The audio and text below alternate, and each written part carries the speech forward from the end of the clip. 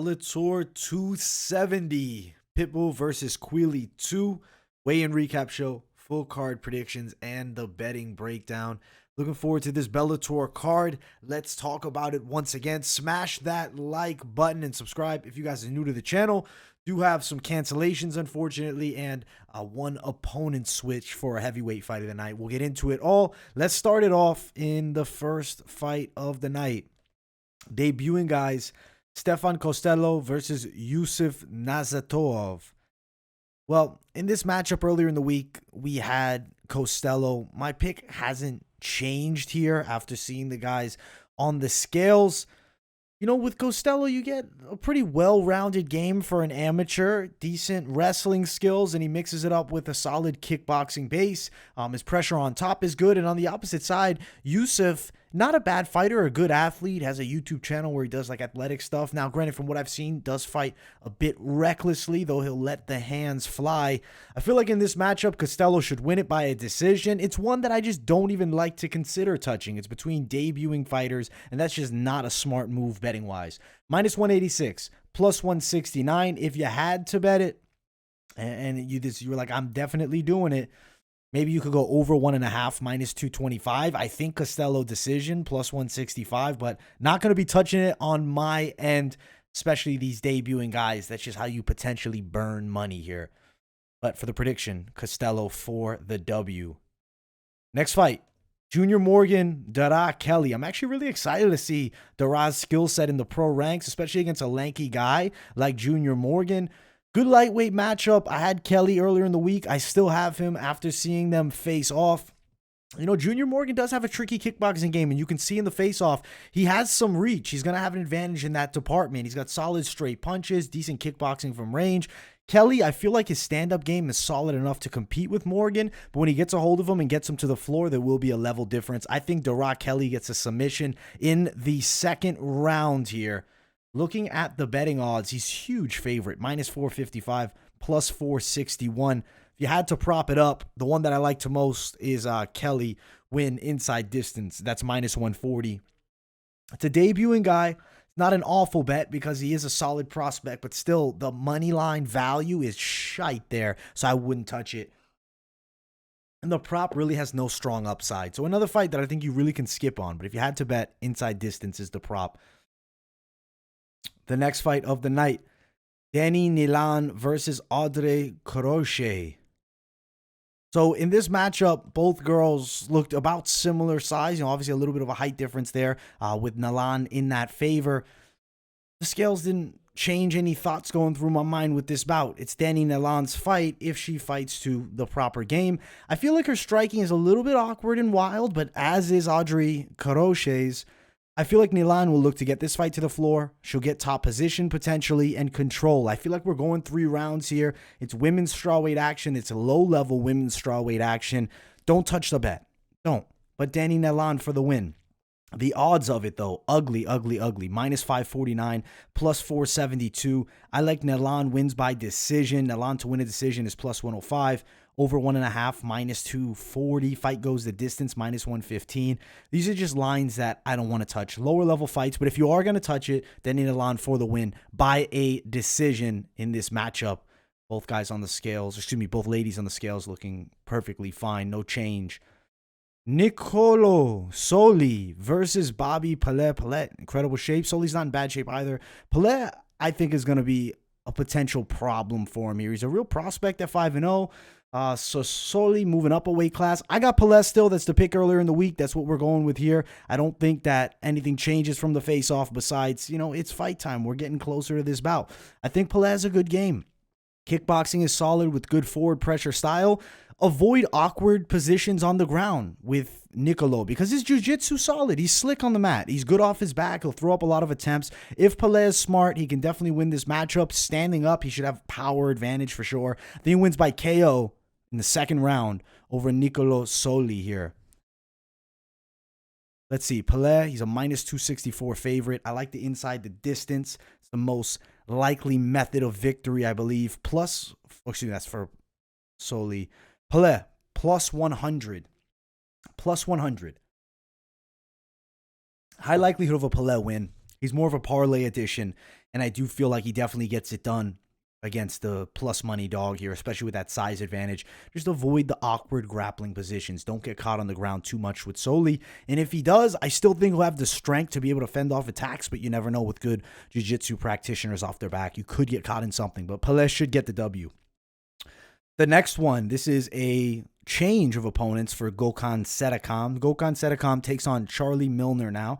No longer Rob Beach, so they did switch it up. From the research on Milner, I'm still going to go with Saricam here, but Charlie Milner is a bare-knuckle boxing veteran over in England at the BKB. He's a thick boy, big midsection. This competition level is extremely low. 0-0 guys, 0-1 guys, really people with no high-level experience. Standing up, he has okay kickboxing. Obviously, he's a bare-knuckle boxer, but it's sloppy. From what I've seen, it's sloppy. Wide hooks from the outside, trying to close distance with overhands. Lots of openings to get hit. The chin is high. Gokhan is a pretty aggressive kickboxer who also brings in a decent ground game. I think he probably will look to wrestle here. Even though Milner's a lot bigger, I feel like Gokhan can get it to the floor. But who knows? He might surprise us with a stand-up domination too. He's the smaller man weight-wise by almost 30 pounds here, which is a factor. But Gokhan has fought the better guys, though, not really high-level competition either. Better competition than Milner. I like Gokhan. I like KO TKO. And I am going to pick second round here for him. Potential ground and pound as well. But Milner looked thick on the scales. Thick midsection. He's a big boy. I mean, if he got on top, that heavyweight could be something. But I think the skill set clearly lies with his opponent, Gokhan. We'll check here on best fight odds. The odds are super wide. Minus 549. Oh, disgusting. Over 1.5 plus 195. Under 2.5 minus 245. Not a ton of props available. Maybe some fight day props if you were to potentially prop it up and it's available. We'll go Saricam inside the distance. If it's plus money, Saricam KO TKO if it's available is a decent one. But I do think he definitely gets it done over Charlie Milner here in this matchup. Heavyweight division. Keep on moving up these prelims. Lee Chadwick versus Arunas Andriuskevicus. Yes. Lee Chadwick is jacked. He's a great physique. He's strong with his wrestling, but kickboxing advantage with Arunas. I have Arunas winning. His range is going to be there. Clearly the taller guy, the longer guy. His kickboxing skill set should lead him to victory. Stay off the cage. Stay off of the mat. Lee Chadwick's going to come forward with aggressive flurries, but I think Arunas has the technical ability to keep him at bay. I think Arunas gets the W. Not necessarily, the easiest fight. Lee Chadwick's a tough guy. I think we're going 3. I think Arunas wins a decision in this one. Looking at the odds, though, Arunas is a minus 240 favorite to the plus 235 dog. Let's see what we got for availability. I like over 1.5. That's minus 188. Arunas wins by decision plus 180. I like that as well. I like Arunas Andriuskevicus to win against Lee Chadwick by a decision in this light heavyweight matchup. The next one, Daniel Scatizzi versus Brian Hooi. So the fighters definitely were intense at the face-offs. Both guys in really good shape, and I think it's a fun matchup. His same height, kickboxing advantages, Hooi. I do think Hooi wins the fight. He was the pick earlier in the week, but Scatizzi's going to be here for a fight. I don't think the guy's going down easy. He's definitely a tricky guy to deal with in this matchup. Hooi from range is going to be hard to close distance on, even though, height is similar. I think he's a better kickboxer from that longer range. Scatizzi does bring a decent wrestling game in there, solid on the ground. His grappling's okay.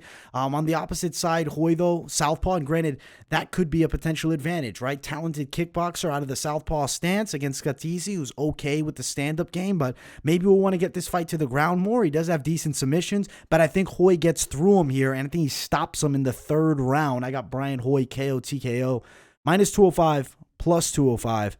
Lots of props available here, so we can talk by KO TKO for Hooi. Hooi KO TKO plus 700. That is insanely wide. That's interesting. Hooi to win submission plus 450. Hooi inside the distance plus 270 if you want to cover yourself. Just out of curiosity, what's Hooi by decision? Hooi by decision plus 120. I like Hooi. And I like him for the win over Daniel Scatizzi. And I do think he does it by KO in the third round here. 3-rounder. I think we're going to have an entertaining fight between two guys who definitely won it here. Both 28, 27-year-old prospects in that 155-pound division, though neither has a great record on either side. Let's jump to the featured prelim. Ciaran Clarke versus Jordan Barton. I think this is going to be a really intense fight. I'm actually pumped for this one because I feel like featherweight prospects for sure on both sides. 6-1-1, 3-0. I have Clarke still winning the fight. I do think he's going to bring a tricky game here with his grappling. He's pretty skilled on the mat, though Barton does have some solid boxing and kickboxing skills. His hands are fast, good 1-2s down the center. Ciaran Clarke, I do expect him to close distance. I do expect him to get this fight to the ground potentially. I think we're looking at a hard 3 rounds, though. Could be a split decision, but I do have Ciaran Clarke getting the win. Odds, pick'ems, -108, -100. I like the pick'ems favorite here in Ciaran Clarke, and I do like him by decision. Let's see by decision what that is at here. Ciaran Clarke wins by decision, +163. Okay bet for value, not supreme confidence. I do think we're going the 3. Let's see what fight goes the distance is, actually. Jump right back to it. Fight goes the distance, -190. So not terrible either for that fight goes the distance play. Overall, decent prelims, but let's jump to the main card. If you guys haven't, smash the hell out of that like button and subscribe if you guys are new. Ilias Bulaid versus George Sasu to start it off. I have Sasu, the underdog, the more experienced MMA fighter, against Bulaid, who is an incredible striker. He brings in a high-level kickboxing game, K1 runner-up. So there's definitely things to like about the potential future of Ilias Bulaid. In this matchup, I think Sasu will look to potentially get this fight to the floor. I mean, he's not a bad stand-up fighter either. He fights out of the southpaw stance. He is pretty athletic, and he closes distance well. On the ground, though, I'd say he's got a competent grappling game. Bulaid, excellent kickboxer, though. His K1 skill set is real. I mean, he's fought at a high level in kickboxing, and he does have super good multi-shot combinations, lightning fast hands, and he rips to the body and head well. If Sasu makes the mistake of getting overconfident and trying to strike, I think he can be in trouble. But if he's confident striking and then looking for takedowns, I think there's a real advantage there. I think George Sasu can win. I think he gets this fight to the floor and wins by submission. Round-wise, I'm leaning end of the first or into the second round. I'll go second round for Sasu, but it's really submission is definitely what I think here. Both guys in very good shape. Bulaid shredded as hell here, but Sasu looking good on the scales too.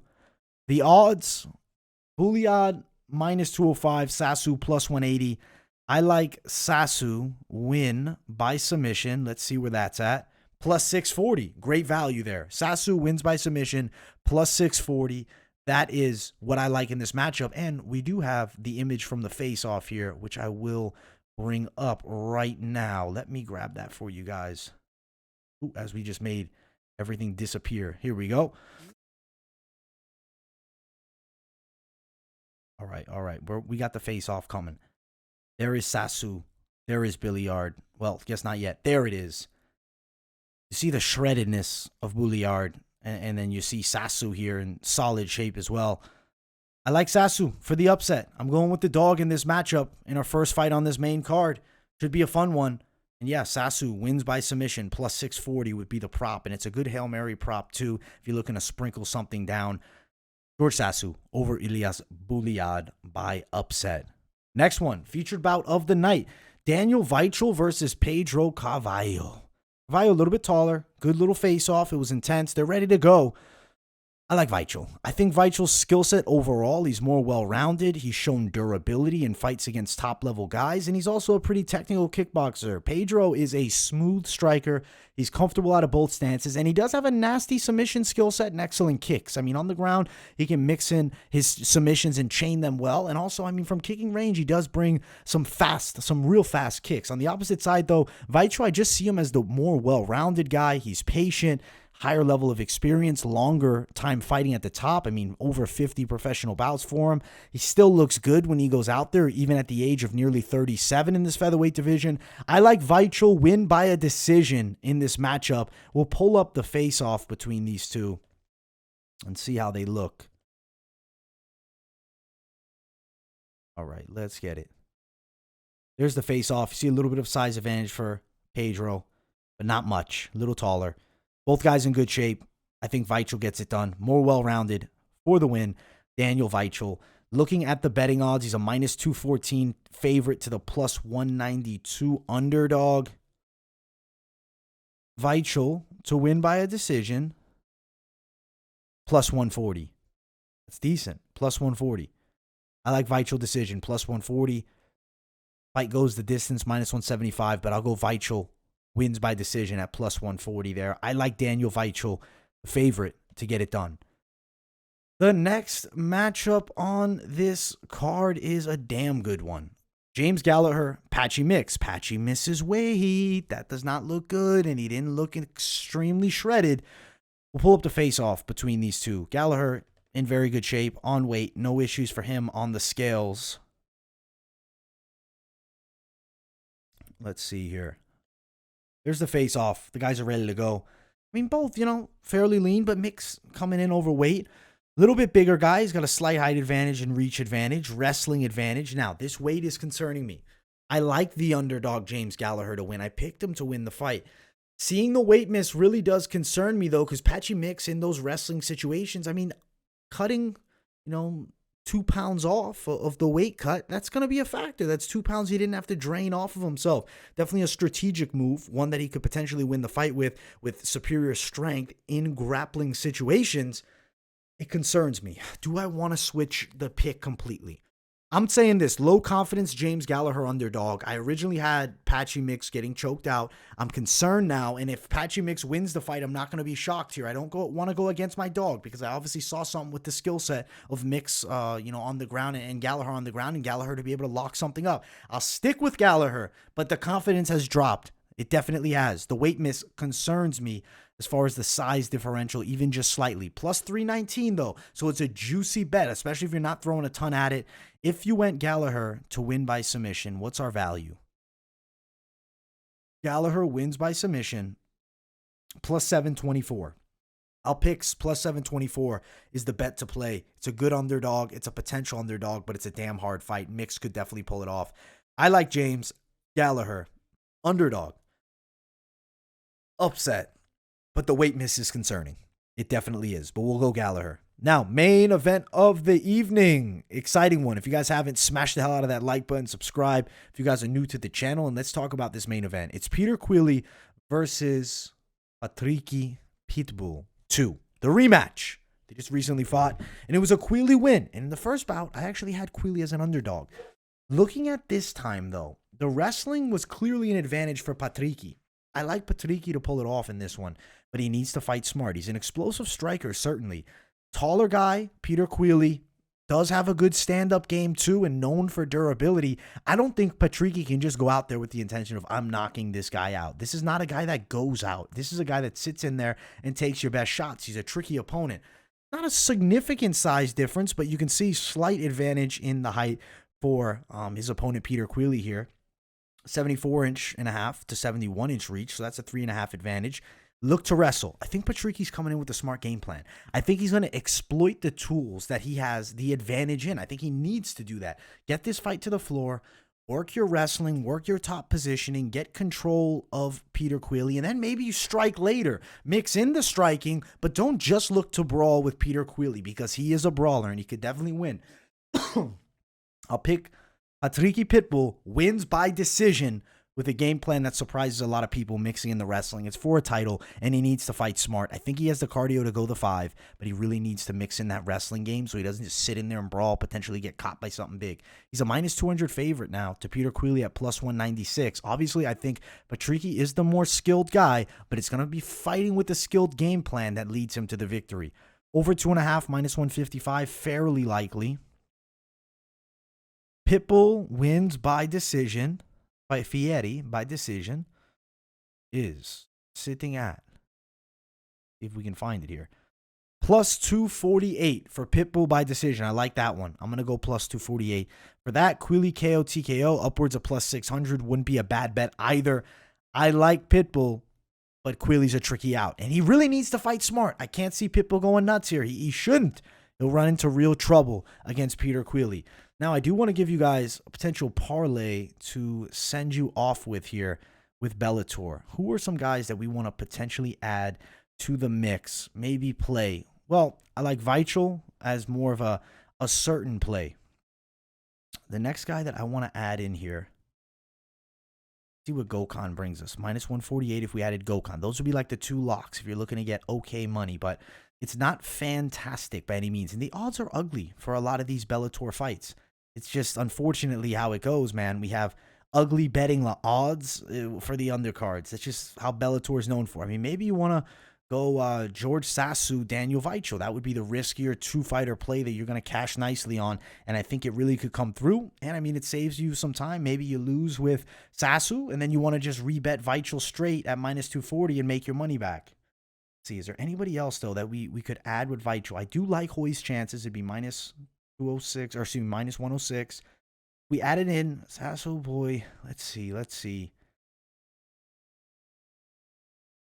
I like Bobby Pallett enough to play him. I do. Let's go Pallett, Hooi, and Weichel plus 153. If anything, I'll take out Hooi and do minus 118. But let's leave him in for now for a three-fighter parlay. And then if you want to go nuts and bring a dog in, maybe you go Sasu. Maybe you even went crazy and you added in James Gallagher. But I think bet this card intelligently. Don't go nuts with different bets. If you want to take a riskier one, you'd go that one plus 573, more of a Hail Mary. But I definitely think a hitter like a Runas, I also think does get it done, plus 797 if you added him. You can go crazy with parlays and get all excited about the potential. But two-fighter parlays are really the best route to go. Three-fighter max, and then the rest is just Hail Mary lottery ticket plays. Overall, though, fun Bellator card. Looking forward to this one. Should be a great main event at the top with some decent bouts throughout. Hope you guys enjoyed this Bellator 270 breakdown. The event's in Dublin. It premieres early tomorrow, 5 p.m. Eastern time for the main card. If you guys are looking to tune into it on a Friday, we'll see who ends up tuning into it. Much love to everybody supporting the channel. Thank you all so much. I hope you guys enjoyed. Smash that like button, subscribe if you guys are new, and turn those post notifications on too. Much love, and I appreciate each and every one of you, and I will see you all in the next video. Peace, guys.